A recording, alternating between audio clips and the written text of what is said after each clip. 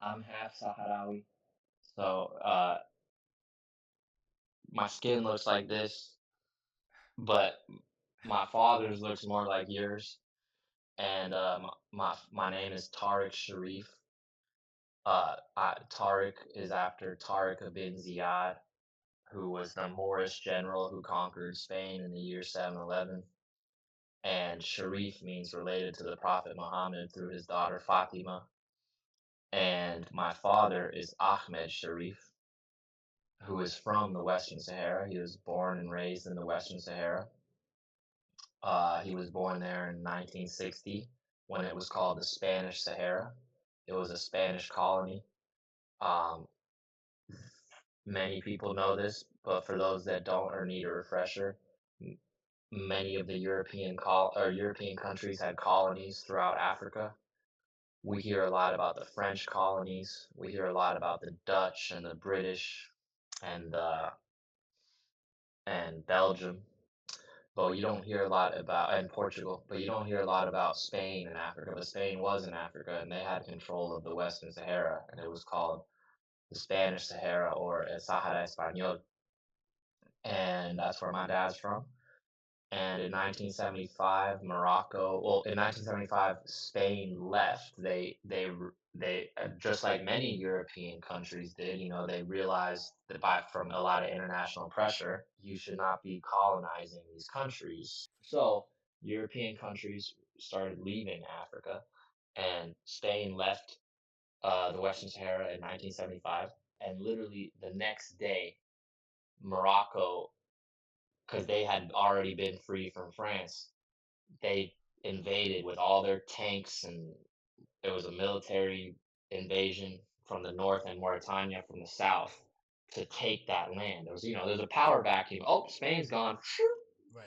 Um, so and that started this struggle since 1975, and since then, my father's people, have been refugees. With a large number of them, a couple 100,000, living in refugee camps in southwest Algeria in a desert called Tindouf. And there's a bunch of refugee camps, 27th February, Dakhla, there's a bunch. Um, Crazy because the Western Sahara on the coast has super rich fisheries, phosphates, lots of natural resources that the Moroccans are profiting off to this day. Yep. But the Sahrawi people are living in poverty, at least the ones that are refugees in Southwest Algeria. There are a good amount of us in Spain, and then some of are living in the Western Sahara, just on the DL. Some My father lives in Mauritania. Um, And then probably in some live Morocco in as well. Yeah, maybe some in the Canary Islands, some in the United States, Canada. Um, I'm not gonna front and act like it's millions of people, but it's a people that have been denied their right to self-determination. Bill Fletcher, Yeah. uh, and some other people started this organization, Artists for Western Sahara, which is a part of this other organization. What's the other one called? The U.S. U.S. for for Western Sahara, the campaign for U.S. Western Yeah, Sahara. U.S. Campaign for Western Sahara. Um, Which is like I love it, and I'm happy that I'm a part of it because, I grew up my mother, before she went back to school to become a doctor, my mother was a writer. She gave speeches at the United Nations. I spoke at the United Nations. I went to the refugee camps multiple times.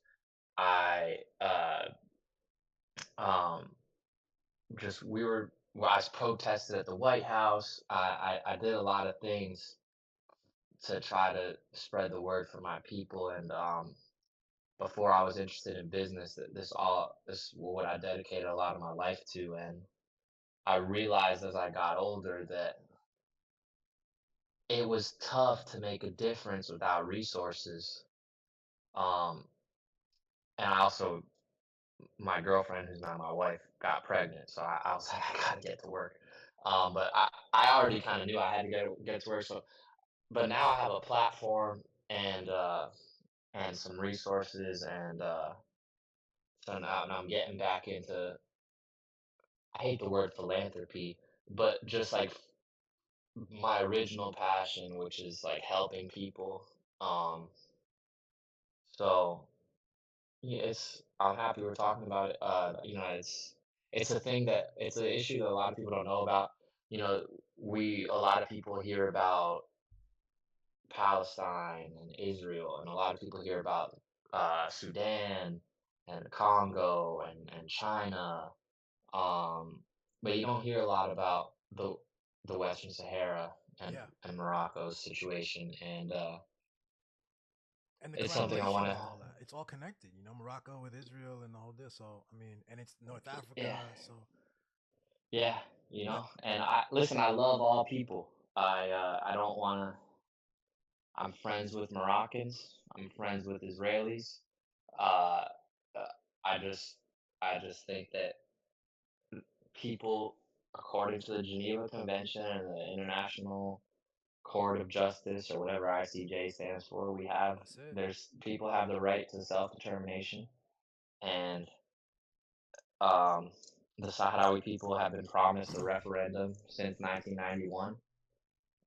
I believe his name was Joseph Baker, or there was a UN guy that was pushing for that, and it never happened. And Morocco keeps delaying the referendum, and Yeah, I just think that my father's people, my people, deserve a chance to go home.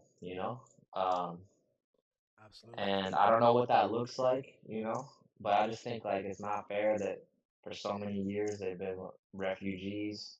We've been refugees. My my house is nice, but a lot of my family live in tents, and they don't have plumbing. The way they go to the bathroom is not like we go to the bathroom. And their day to day life is not like our day to day life. So we're working slowly but surely. We're working on strategy and campaigns to spread this message and Spread get this but message. make an actual change. It's like, Yeah. and I don't know what that looks like, but I pray.